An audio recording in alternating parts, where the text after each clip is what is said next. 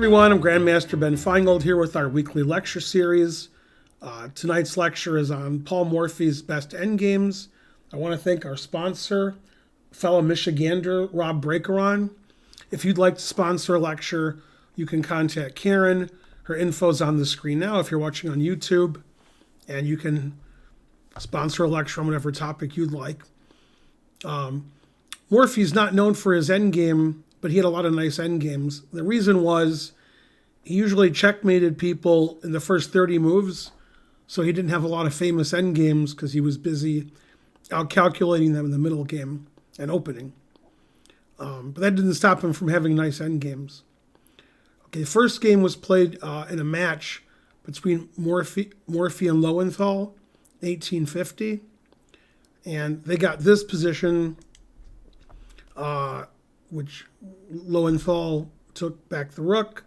And they got a bishop and knight versus rook endgame, where white has two extra pawns.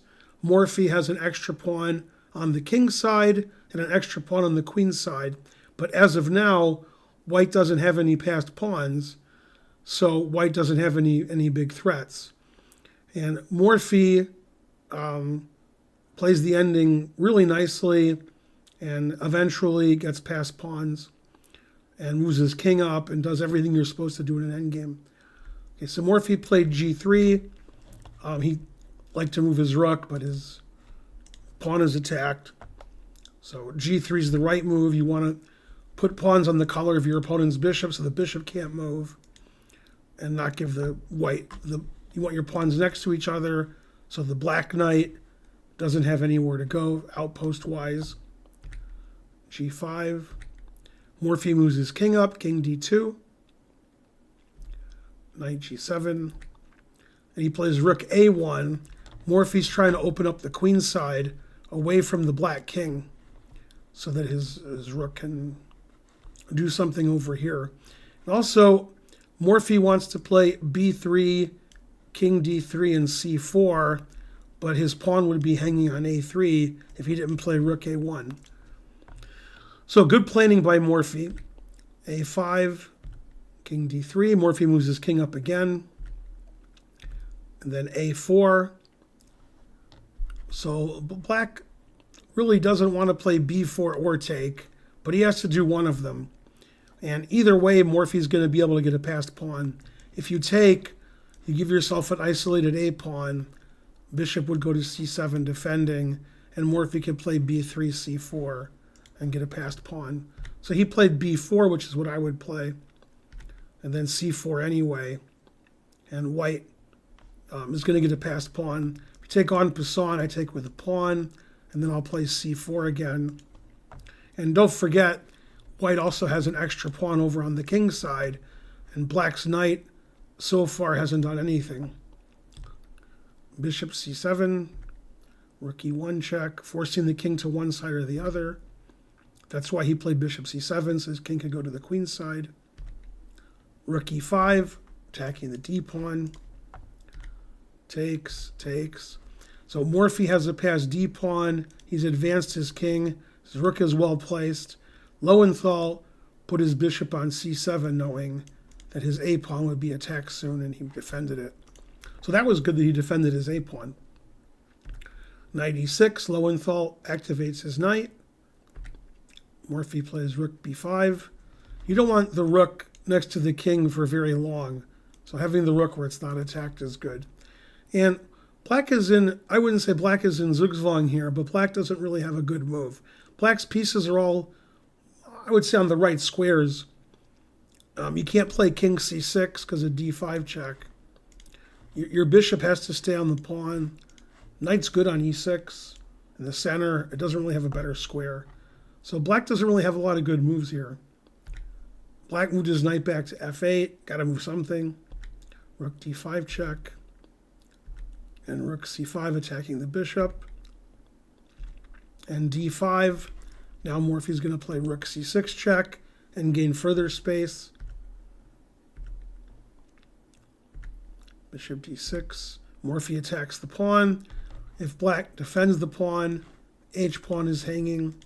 So really nice play by Morphy, slowly inching through in the center with his d-pawn and rook.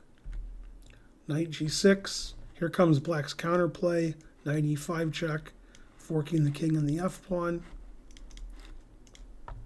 Rook takes, knight check. Morphy moves his king up the board, always move up. b3. He knows he can take whenever he wants. He wanted to save his b-pawn. That way his knight could take on b2 and he could get counterplay that way. Although, if I was black, I'd probably take here. One problem is the knight's defending c6. So when white plays rook a7 check, the king moves away, then white can play king c6 if the knight is on f3. And if black plays bishop to c7 to block the rook, then the b-pawn's hanging. So that's why he played b3. Check. And now white can't move their king towards anything.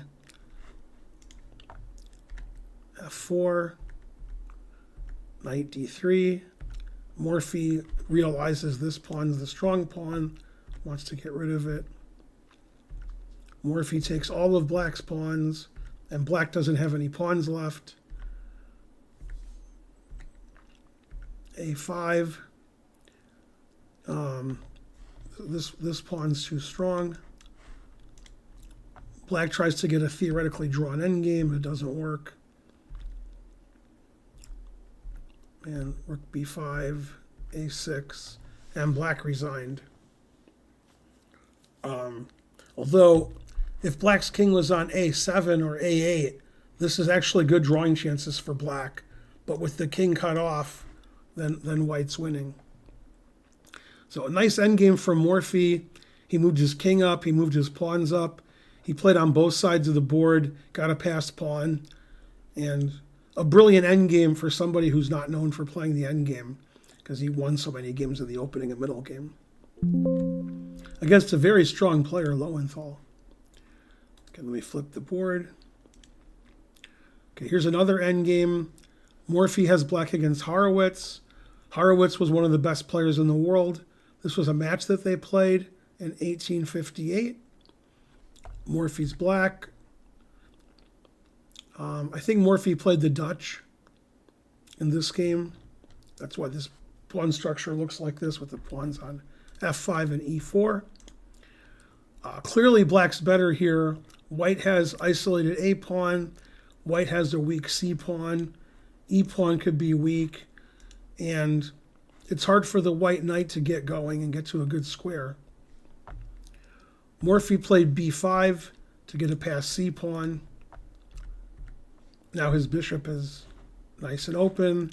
Black has a past c pawn.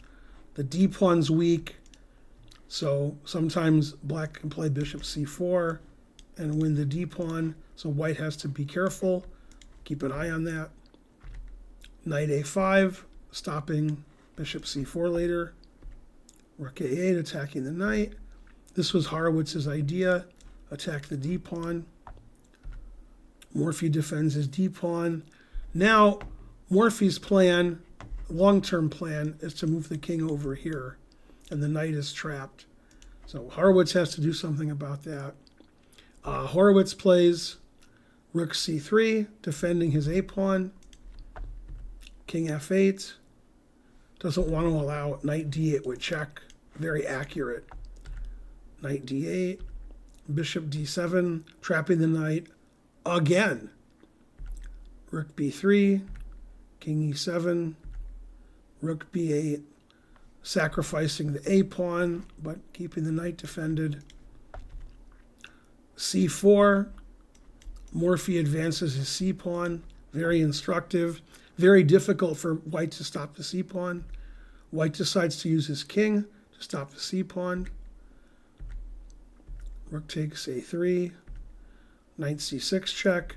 The knight's trapped, and if the knight goes to b7, it still can't move anywhere, and black could play rook b3, pinning the knight. So white's pieces are sort of trapped here. King d1 doesn't do anything except allow bishop a4 check. That would actually be a cute mate. Although it's not mate. It's worse than mate. I thought this was mate, but rook b1 And this is worse than mate because you lose your knight. Then white would have to resign, I hope. So white played knight c6. Morphy did a really nice calculation here, which shows not only his great endgame play, but using calculation in an endgame to give yourself a winning position. So he takes the knight, and now that pawn looks very strong, but Morphy calculated c2, and if white queens, then black queens first, and then black can give checkmate more ways than one. But okay, this is obviously winning, checkmate. So white played king to d2. And now hopefully you guys can see the brilliant move that Morphy played here, which wins the game. Leaves him with a 2-pawn advantage in the rook endgame. Anybody watching live have an idea? Oh, I do. Call on me. Although I cheated, I know the game score. Could it be rook c3? Yes, it's rook c3. And we're attacking the pawn on c6 and threatening the queen. Can't take the rook because we queen would check. You have to play king c1. Only move. And then Morphy can wrap up this ending with his extra pawns. Black wants to play rook c3 and take this pawn. So Harrwitz plays rook b3, king f6, g5. Morphy wants to take on f4 and then push the d pawn. So g3 defending. Morphy trades everything, then walks in with his king. Comes the king march. Harrwitz says, "Don't move your king up. I'll take your pawn." But he let go of the third rank doing that. Rook c5, rook c3. Here comes the king. Morphy moves his king up. King and pawn ending is completely lost. Rook takes pawn wins easily, but rook takes rook check is probably even easier. And white is in zugzwang here, has to lose all of his pawns. So he played check. Rook c5, defending the pawn. And white resigned because here comes the e pawn. And white actually doesn't have a move here. White moves the king, we queen. And if white moves the rook, this pawn's hanging. So white's actually in zugzwang here, but even if white wasn't, black is queening the e pawn. Another example of Morphy getting past pawns and moving his king up in the endgame really nicely. And it's just too bad we don't have more of these because Morphy was so good in the opening and middle game, we didn't get to these endgames. But I still found a few.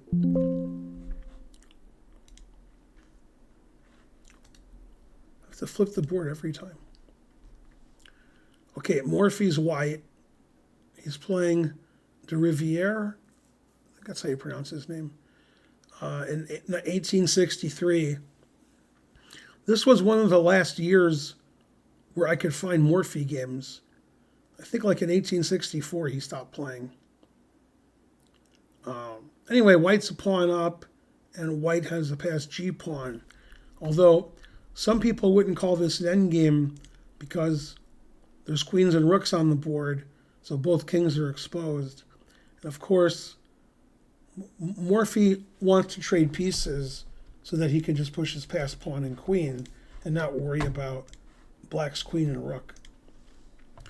So black took the pawn to equalize material and also threaten queen h2 mate.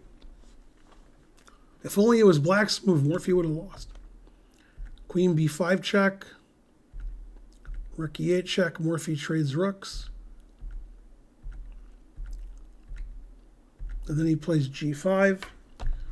Morphy wants to push his pawn. Morphy has a passed pawn.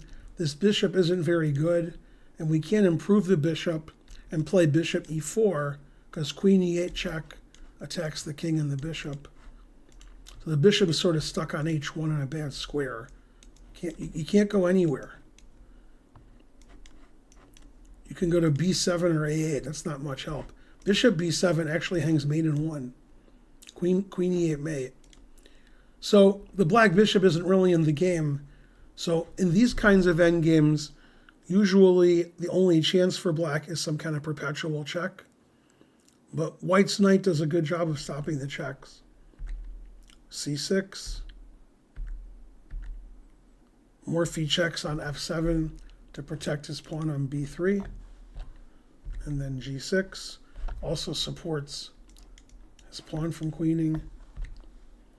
Now, black improves the position of his queen, so he can give perpetual check, or at least try to. Morphy ignores that, plays g7. Check from behind. Morphy moves up the board.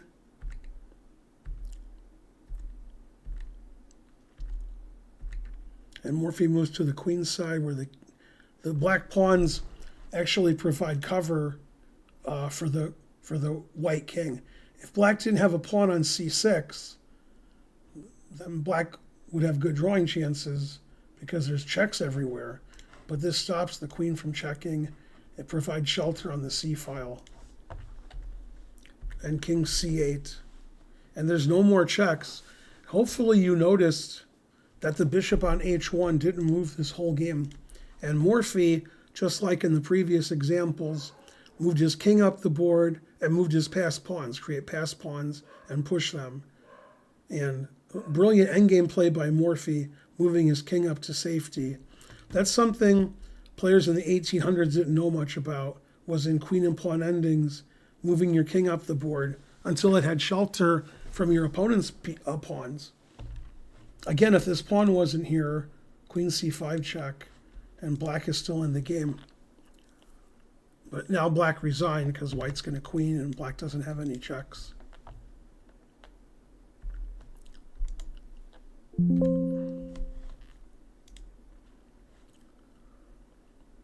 gotta flip the board again.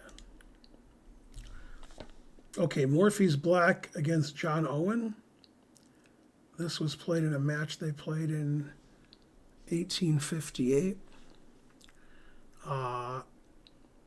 Material's equal, but Morphy's attacking 3 different pawns. The E pawn, A pawn, and B pawn. And Owen can't really defend all of them. So Owen decides to go into the rook ending. He plays queen d4. Though Morphy, if he wanted to, could play queen takes a3, although I don't like black's king in that position. Could play queen e5, attacking e6, and queen b8 check, threatening b7. So I like what Morphy did better. He traded queens, got to the rook ending, a pawn up. Owen played rook c1. That seems forced because black is going to attack these pawns. White needs counterplay. Rook e1 doesn't work because a king f7. That just helps black. So getting the rook to c7 seems like good counterplay for white. King f7. Notice Morphy doesn't allow the pawn to b1 and have his king trapped on the back row. Morphy always wants to move his king up. He knows he's going to win this pawn when he wants to, but he wants to have his king up first. This is already a brilliant idea for such a long time ago, to give up, to let the guy play rook c7 check and take the pawn before we've attacked this pawn, just to get the king up off the back rank. Then Morphy plays rook d3 and wins the d pawn.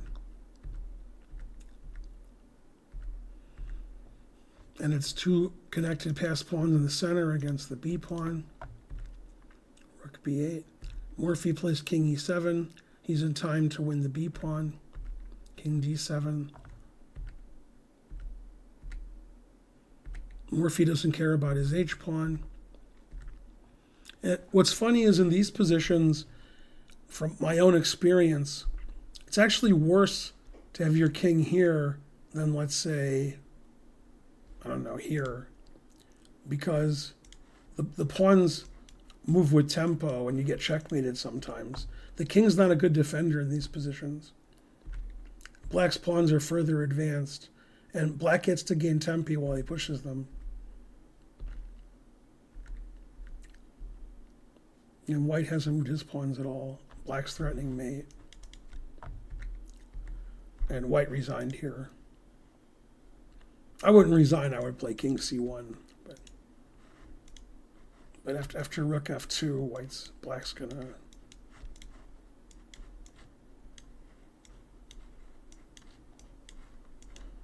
But black's a little too quick.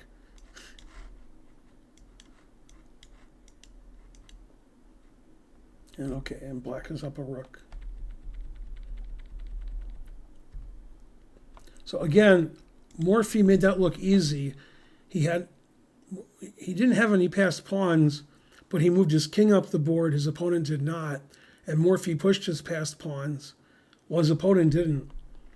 And I think the key to this ending for the student is this position where Morphy plays king f7 and doesn't allow the rook to take and cut the king off. Morphy wants his king up the board, and he's going to win the d pawn anyway, but he wants his king on f6 instead of g8. And then his king was close enough to come over to the queen side. So a very nice technique from Morphy, and he won this endgame very easily. And here white resigned. It's really good technique.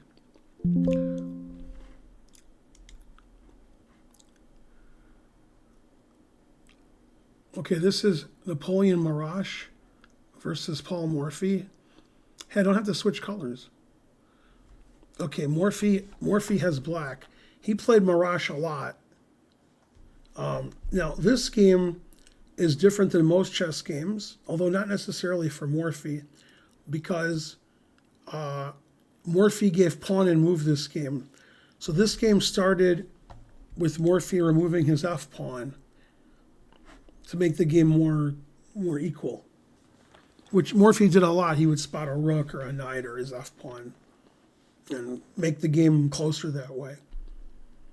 Okay, so this position has equal material, and it's opposite colored bishops. But obviously black's better because black's majority on the queen side is pretty pronounced, 4 against 2. Black has a passed d-pawn, and white has 3-1 on the king side, but white has trouble making a passed pawn, and white has doubled pawns. Okay, so rook e3 attacking the knight. Now you may notice the knight doesn't have a lot of squares. And this was part of Morphy's brilliance, was even in the endgame, he found really nice tactics. So the idea is, if black takes on b2, white plays rook b3, attacking the knight and the b7 pawn. And black doesn't really have a great move here, I guess, like knight a4. And white is very active in this position with the rook on the 7th rank.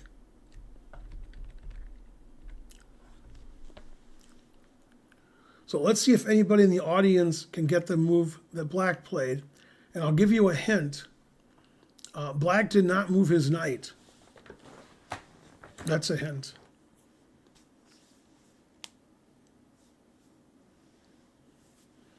Anybody in the live audience have any idea? How does black continue without moving his knight? There's more than one way to do it, but can you find what Morphy did?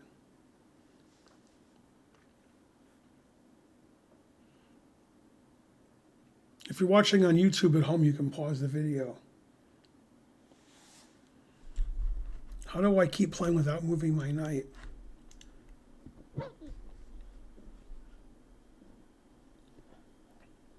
Nobody in the live audience is answering. That's fine.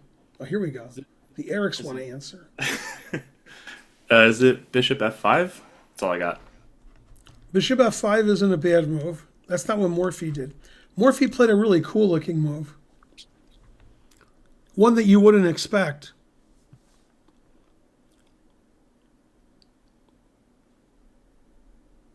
See, the problem is the knight is sort of trapped here. It can't move to these squares. That's a lot of squares it can't move to. Probably doesn't want to go to c1. And again, if you go to b2, you're lined up here, activating white's rook. Okay, so what Morphy did is he saved his knight with a tactical trick, but he also advanced on the side where he has the pawn majority. Something Capablanca is famous for, but Morphy did it first. He played c5. And what he wants to do is play d4 and c4. And if you take the knight, then I play bishop b5. And if king here, you might think, well, now white gets 2 pieces for a rook. But black doesn't take the rook. Black plays rook e8. That's the brilliance of Paul Morphy, is now black's winning. Black's going to take the rook and then take the bishop. That's pretty cool. White's pieces are all pinned. So he plays c5, advancing his majority on the queen's side. Now he can play bishop b5 and advance on the queen's side. b3 was played. Rook e8. Again, if you take, I can play bishop b5. So a4, stopping bishop b5. And then d4. And now Morphy's going to have a favorable trade of minor pieces. And Morphy's advanced his queen's side, has a passed d pawn. And the white knight can't go to e4 like it would like to because of the rook. Not only does black advance his queen's side, black dominates the e file. And the pawns can be attacked by the black bishop. And black can easily advance his majority. Plays a5. He wants to play b5 and get his pawns going. Stop a5. Interesting move. There's b5. I think Morphy thought if he played b5 here, white would play a5. And then at some point, white could play b4, and the d pawn's going to be very weak. So he's stopping b4 by playing a5 himself. And he's stopping white from playing a5. So pretty great strategical positional play from Morphy, considering that's not what he's known for. And then b5.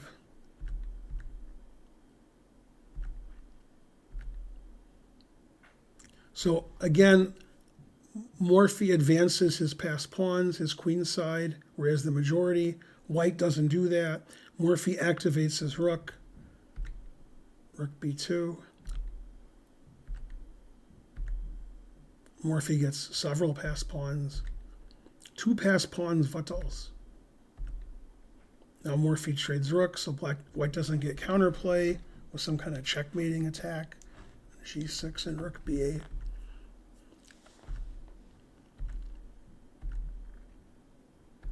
And now Morphy goes into the winning hanging pawn endgame.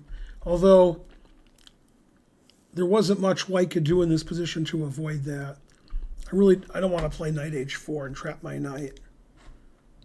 And then black would just win easily.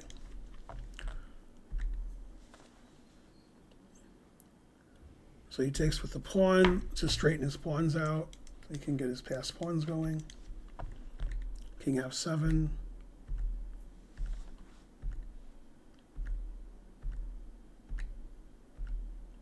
He plays g6.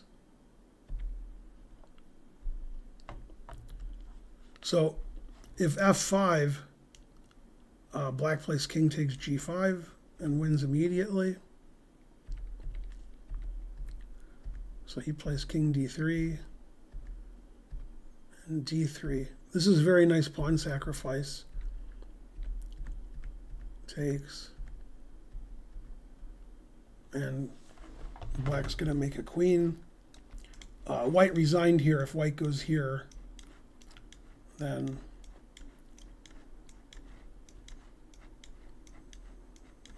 we win pretty easily. So really good technique from Morphy. I want to look at it again to show you like all the ideas. So Morphy plays c5, advancing his queen side where he has his queen side majority. It works tactically. Then he trades off his knight for the bishop. And then a5 is a really strong positional move because white wants to play b4 and target this d pawn, trade pawns. And black doesn't let him. And then black activates on the queen side. Then he gets 2 passed pawns, trades rooks, trades minor pieces, and wins the king and pawn endgame with his 2 passed pawns. A brilliant technique. If you play f4, you can't defend your f pawn. There's no way to protect it. So he plays h4. Now, I'm guessing like king g4 also wins, but g6 makes it easy because f5, king takes g5. Then d3 is nice. Notice Morphy didn't play king g3 because then white plays f5.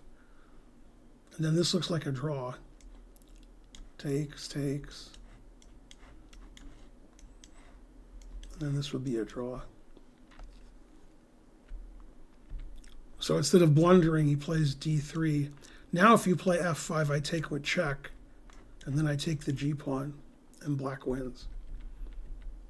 So great calculation, great understanding, and this was just too easy.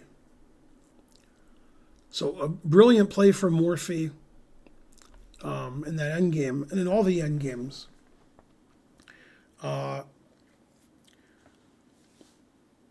I'm really impressed with his understanding of activating the king, getting his passed pawns going, activating his pieces, and way beyond the understanding of other players of his time, not just in the opening and middle game where he was great at tactics, but also in the end game where he understood passed pawns, king position, king activity, piece activity, and he could calculate these end games out if he had to.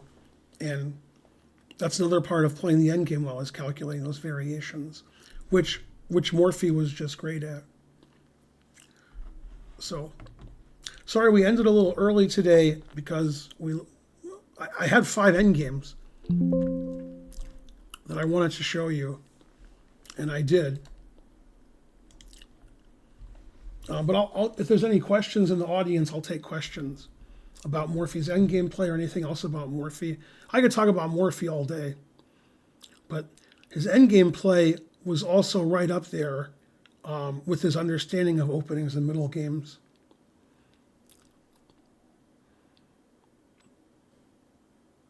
Everybody's quiet. That's okay. So we can briefly talk about each game and how he won. Here, Morphy created a pass pawn on the queen side. It turned out to be his d pawn because he has 4-3 on the queen side, and he pushed his king and he pushed his queen side pawns. And now he has a passed d pawn. Then he pushed his d pawn to d5 and rook to c6. And he ended up attacking all of the side pawns that were not easily defended.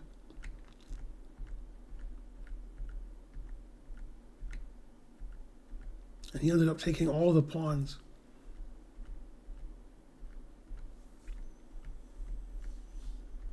And then Morphy, his opponent, resigned. Boy, Morphy got passed pawns everywhere that game. That's really what you have to do with a rook against 2 pieces. When you have 2 extra pawns, typically grandmasters think that that's advantage for the rook and 2 pawns. And when it's a rook and 1 pawn, then grandmasters think the rook and the pawn is worse than 2 pieces. So Morphy took his extra pawns and got them going in the end game. And usually in the opening or middle game, 2 pieces are as good or better than a rook and 2 pawns, but not in the end game. In the end game, pawns can really do well on their own. This was another game where Morphy got a passed pawn right away with b5. And then he calculated his way into a winning endgame. c4, c3, and brilliant bishop takes knight, and c2 and rook c3. That was really nice. And this is just him mopping up because he has 2 extra pawns.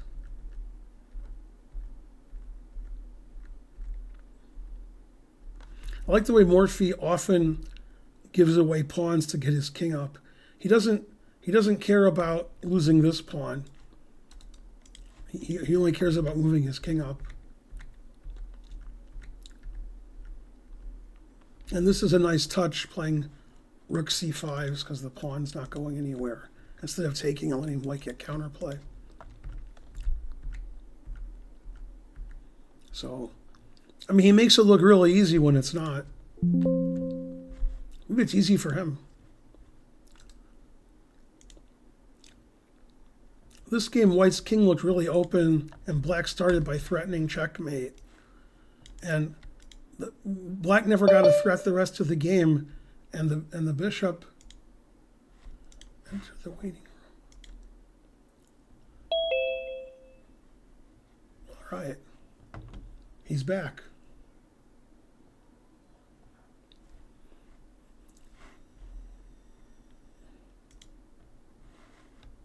Okay.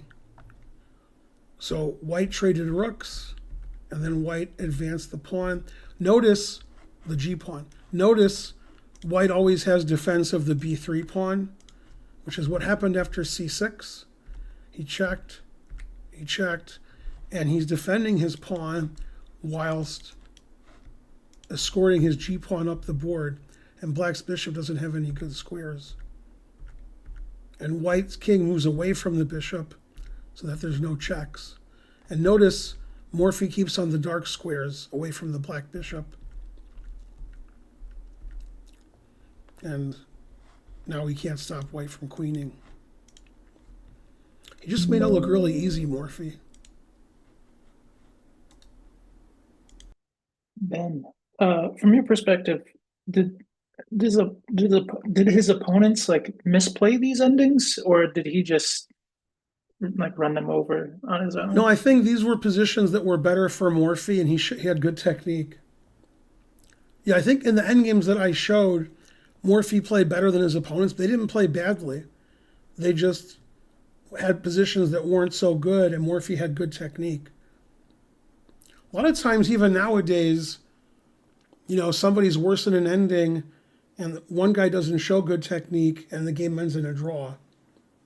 And you would think in the 1850s that people wouldn't play endgames well because they wouldn't have them so often, because they played these crazy openings.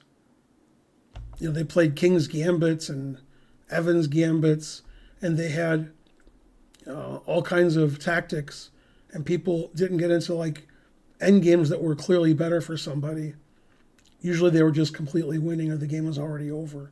So they didn't have adjournments, so they didn't have a lot of ways to get better at the ending or know what to do. But Morphy seemed to know what to do, and this I think was the best. Was in this position. I think a lot of amateur players would not play King F7 here and walk into Rook C7 check. But it was important for Morphy not to allow his king to get cut off on the back rank, and he could win the D pawn at his leisure. And I don't think his opponents played badly in these endings. I think Morphy just had really good technique. And probably the endings to start with were winning.